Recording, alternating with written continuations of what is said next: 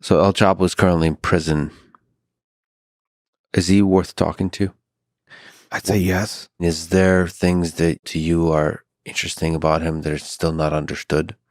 Is he a window into something that you don't understand about that world still? Or are curious about in that world? I think he's a window into the family dynamics of that world. When I say family dynamics, Mexico has a big thing about compadres, and hermanos. Like, we have people that we call family that are not necessarily our family.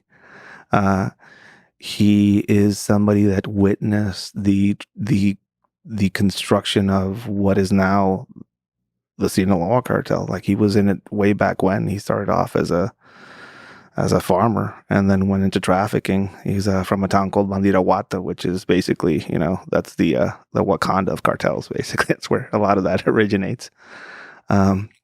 The things that he saw as far as how some of these things got built, I think would be an interesting topic of conversation with somebody like him. So that story is a story of evolving family dynamics. So part of the story of the cartel is individual humans marrying other families, getting named padrino, basically godfathers to other people's kids, forming family and blood ties and influence ties to people not only in Mexico but in the United States.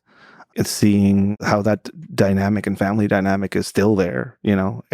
So he's gone, he's in prison, but he's probably on his way to be our next clandestine saint. You go to the chapel of Malverde. Malverde is basically a Mexican Robin Hood folk saint down there who is a saint of traffickers. And at his shrine, you have a small little Chapo shrine right next to it. So he's on his way to sainthood in Mexico. Not recognized by the Catholic Church, but that doesn't matter in Mexico anymore. Speaking to somebody like him, who you can consider him somebody that lost, he's arrested, but his family's okay. His legacy is out there. He's going to be named. He's probably going to be the next folk saint when he passes away. Do you think he feels like the new wave of what the cartel has become has betrayed him, has left him behind? Or because it seems like the way the cartel operated has changed over the decades. Yeah.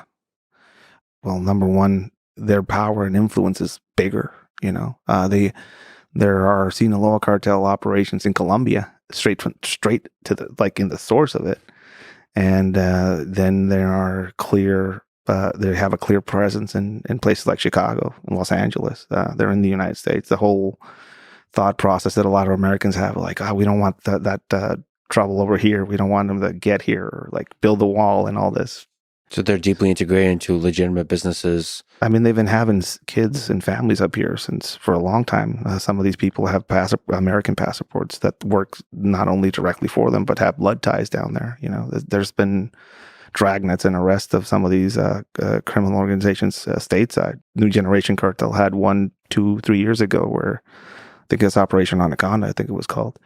They arrested over 80 of their operatives. And this is a new cartel that is very militaristic and growing in Mexico. And they had over 80 arrests in the United States, that of members of them operating here.